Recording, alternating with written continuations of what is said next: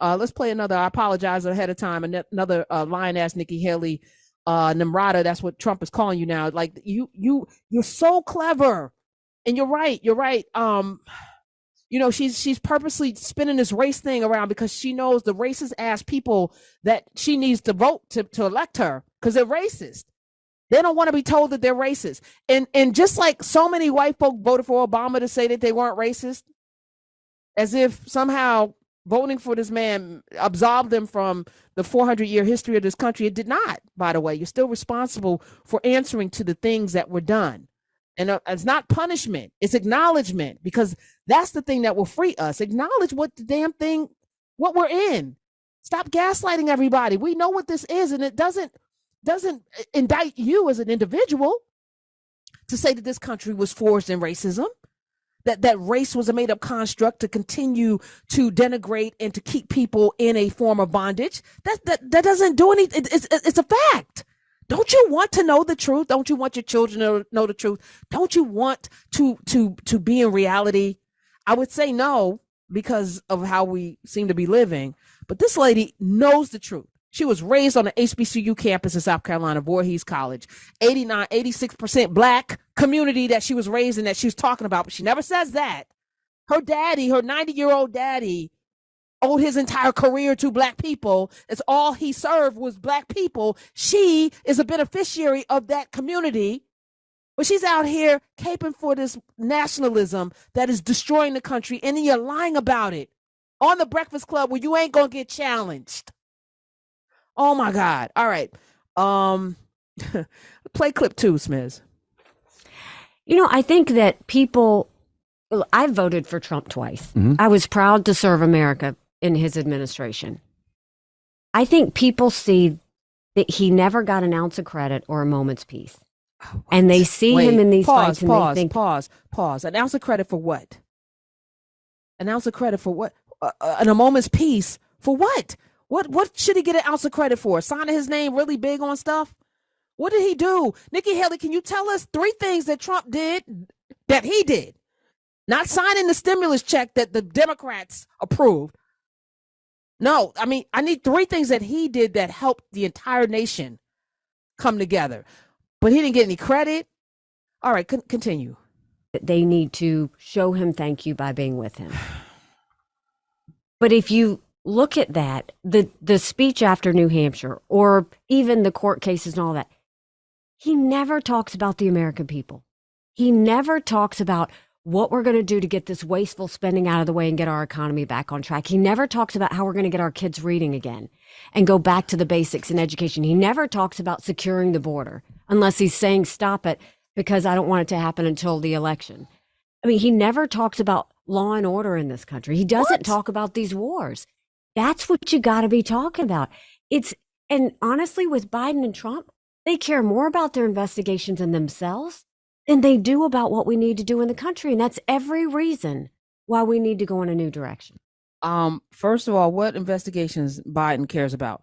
Because I just see a man who gets up at 5:30 every day and goes to work and has put forth an infrastructure bill, has fought to get people's student loan debt erased, and the Supreme Court kicked it back, fought to get black farmers their money, and white farmers came and sued and thwarted that. I see a man that has helped reduce the cost of medication, expanded Obamacare, the Affordable Care Act. More people have health care, which is the leading cause of bankruptcy in this country. Has tackled the broadband deserts that we have through Kamala Harris, by the way, to say that she hasn't done anything. That's been one of her things that she's picked up, and from native lands to these so-called underprivileged deserts where they don't have any broadband. They have spearheaded that, the Biden administration led by Kamala Harris. I see more people being able to get their insulin. It's been capped now at $35 when other people were trying to gouge the hell out of people who needed insulin. I don't know what besides his son, who was not damn serving this country, and Biden wasn't even in office when Hunter Biden went on his drug-fueled sex. I don't know. No, Hunter Biden ain't even on the damn ticket. Why are we Why are we involved with him? And yes, he should pay if he committed a crime, but so should Trump. 91 indictments and counting. And yes, and he keeps calling you out of your name, and you voted for him twice. And if I were asking the question, I would say, why? Why would you vote for him twice? What has he done the first time that made you want to vote for him the second time? I didn't hear that question at all. And I watched it, by the way. I didn't just watch the clips because I wanted to be fair. I tend to not watch this stuff because, again, you can get a lot of context from the clips. But as I challenge people on YouTube all the time, you watching these clips, you think you know this show, or me, you even calling it a podcast, which tells me everything. But it's like opening a book in the middle, and you can grasp the plot, but you don't know the nuances of the story. This is a 1,000-page book. You done opened it in the middle with a 10 and read 10 pages. And then you got a comment because you think you know something and you really don't. So I didn't want to be that person. So I actually watched the interview today. And I wasn't impressed. But that said, because as an actual journalist with a Pulitzer and a Polk Award, and I'm only doing that not to flex, but to say I put time in those streets, asking those questions and developing a career in journalism over 16 years in all facets, from business to sports. I was on the editorial board. I have covered crime and courts. I have been at fires and airplane crashes. Okay. It is insulting for somebody to go sit with somebody, even if they got prepared questions, and I'm sure they got, but not the instincts, because you have to, in my opinion, as a journalist, work for the people, meaning you got to grill and ask the questions that the people need to hear. You let her get away with this bull crap. You let her get away with saying this stuff because you didn't have the facts to be able to even thwart the lies. Trump didn't get an ounce of credit for what? And you said kids aren't reading. Moms for Liberty much, ma'am? Yeah, your party's going around systematically banning books. So yeah, the kids aren't reading. And the man that you voted for appointed Betsy DeVos as the education secretary. Are you kidding me? Are we doing this? And you could do it with dulcet tones. You don't have to be as outraged as I am. But you should be outraged that somebody would lie in your face like that, have the audacity to come on your show and lie, but you don't have any weapons to be able to even battle this woman. And she's smart because she knows exactly what she's doing. She came to your show because she would not be challenged, and she would reach a broad audience, and the clips would go wide. She knew that there would be viral clips and that people would be outraged like I am and share the clips, and she would reach her audience who see she's brown, but she's for us. Because the one thing a racist loves is a racist brown person. That's their favorite type of black person. Let's go to the phones. 866-801-8255. Keith. Oh, no, Eric. I'm sorry. Eric was on hold for a while. I apologize. Eric and Callie, welcome to the Karen Hunter Show. Hi. Thank you, Karen. I really appreciate you taking my call, and it's an honor to speak to the architect. But I wanted to say I just appreciate what you and Clay and Joe and Laurie do. And to make my point, because we're on the West Coast, in the mornings, my daughter listens to Laurie on the way when I'm driving her to school. And I find that I have to challenge my daughter because Laurie is giving facts and information, and my daughter is trying to learn from entertainment. And I think that's what the Breakfast Club does, is it portrays entertainment as information. Mm-hmm. And so folks like Nikki Haley go on, and as Clay would say, she's speaking to the largest block of voters, which is a non-voter, right? So she keeps them from voting or has them say why they shouldn't vote for anyone. And it to some degree disrails, the process of trying to get folks to vote, because I'm not watching the Breakfast Club, and folks who are listening to your show generally are people who are going to ask for information, be educated, get the facts. So what she says is less likely to have any impact on us and the decisions we make. And I just wanted to make that point, and I appreciate you and what you do and what Urban does. I've learned, I've grown. I quote you guys. I give credit to all of you, and you are a service to our community. Thank you. You're welcome. But you also, Eric, brought up something that I'm I'm challenged to do something about. You said your daughter, you have to challenge her to know what's information, what are the facts versus entertainment, and it's really hard. It's one of the reasons why I continue to teach young people, because teaching journalism today is a challenge, because as I say to my students first class, I don't know what journalism is today. So what I have committed myself to doing over at least the last 10 years is teach life skills, integrity, how to suss out truth from fiction, propaganda from fact. We spend a lot of time watching movies like Classified X so they can spot when racism shows up and how, and watching Birth of a Nation and talking about the power of how media can shift and change your view on something that could put you in a position to be wrong. We now have a bigger challenge than even I had growing up, where I only had 3 channels that I could watch: 2, 4, and 7. Maybe you can get 11, but the news was generally Channel 2. You got Walter Cronkite, Channel 4, NBC, David Brinkley. Some people watched Channel 7. I think that ended up being like Peter Jennings at some point, but I was a Walter Cronkite family. My dad had it 6 o'clock. He was home for dinner. We watched Walter Cronkite. That was it. So you didn't have this fire hose of everything from Instagram to Reddit to TikTok, and TikTok is in the last 5 years, right? So you're now getting information from YouTube, Reddit, TikTok, Instagram. Your news is being filtered through Twitter, and there's no curation, and there's nobody saying, or there's nobody with integrity. There's nobody that people trust. Getting back to that trust thing, that can say this is not good news and this is good news, because everybody's co-opted. And I knew when it happened, and I'm gonna blame Arianna Huffington to be the mother of this bull crap. Arianna Huffington, somebody that didn't have her chops in journalism, was a businesswoman that got a lot of money from Wall Street to put forth a quote unquote news outlet where everyone got a byline, no matter what. No editing, hardly. Now, Danielle Belton is there now, so she's dope. And is she there? She I think she's at the Huffington Post. HuffPo. And maybe, is returning to that. But its foundation was in this notion of, this is news.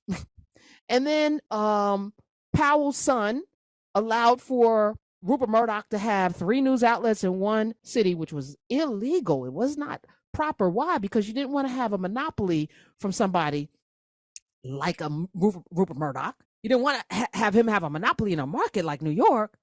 And then that opened the floodgates. But we're here now. So my question is, like, we're going to do what we can do on Urban View to make sure, and that to me is the common thread. We don't all do the same thing the same way, nor should we. I envision, a world where, there's room for everyone. There should be a Shermichael, there should be a Dr. Wilma Leon, there should be all kinds of people on the airwaves talking that talk, as long as it's rooted in fact and knowledge and experience that they have, and then we can challenge because we call them up.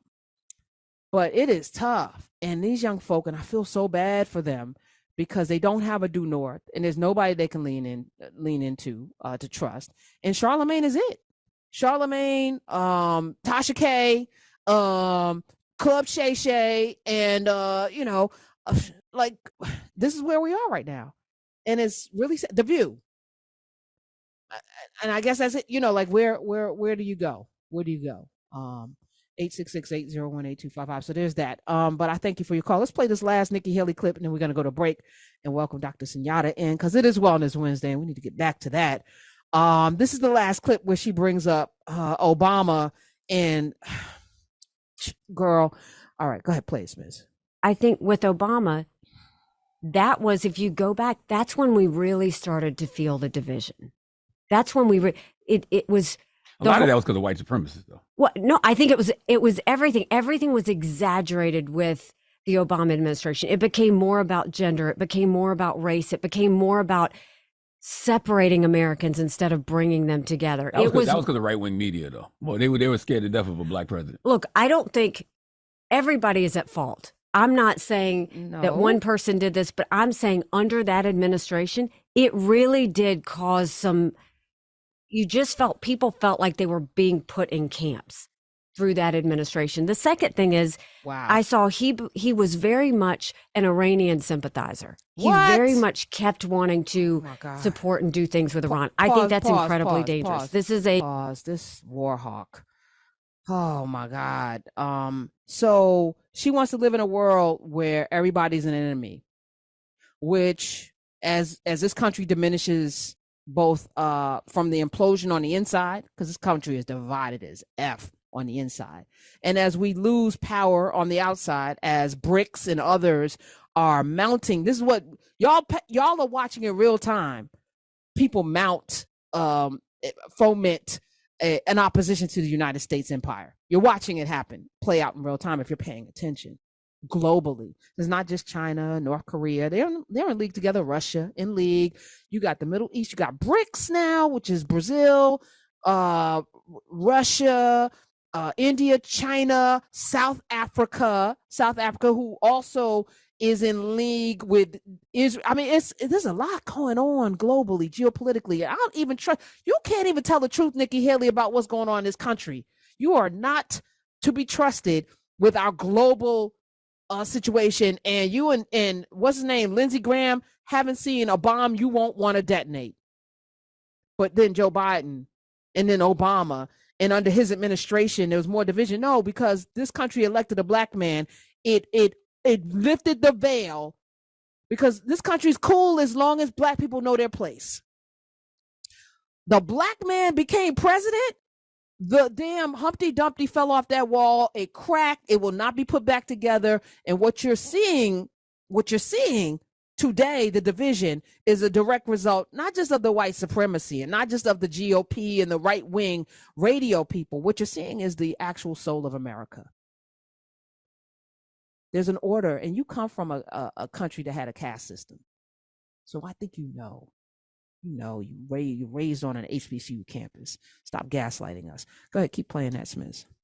A culture that says death to America, and you have to always be careful. A lot of spending happened on his watch that started us down that spiral. And then Obama did a lot of things by executive order. Pause the spending. And that really, stop lying again.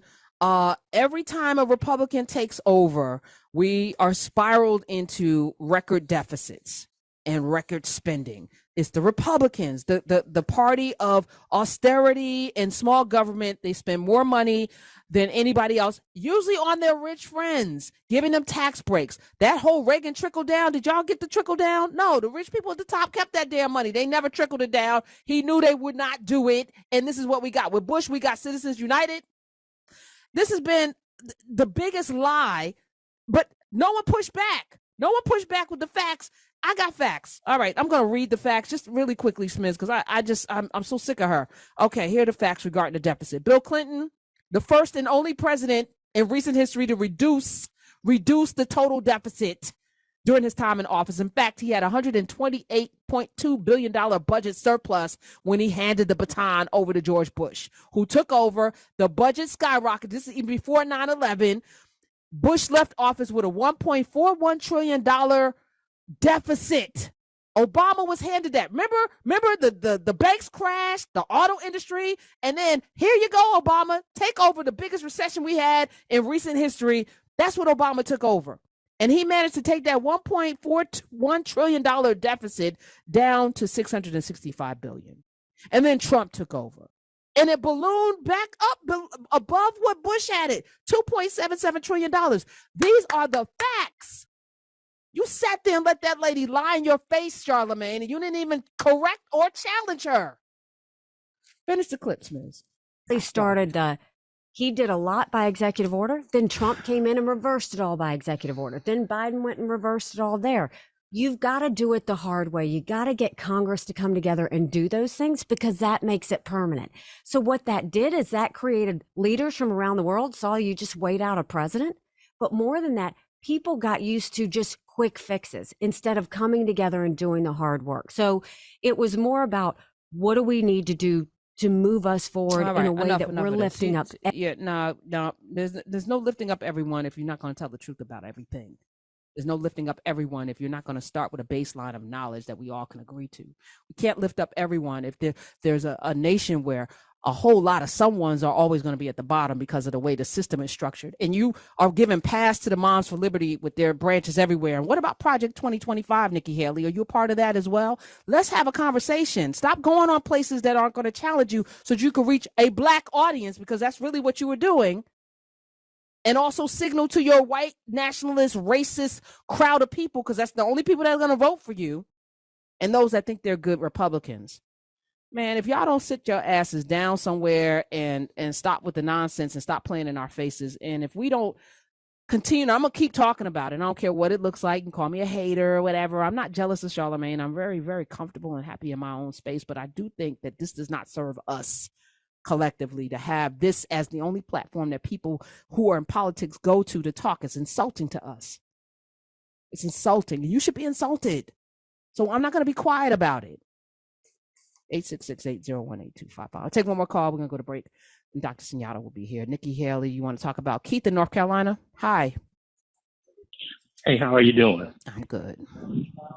Okay, I'll piggyback on everything you were saying right there, because I believe what Nikki was doing, it was a co-calculated move on her part. She knows that Charlamagne and that age group is not going to put her in check.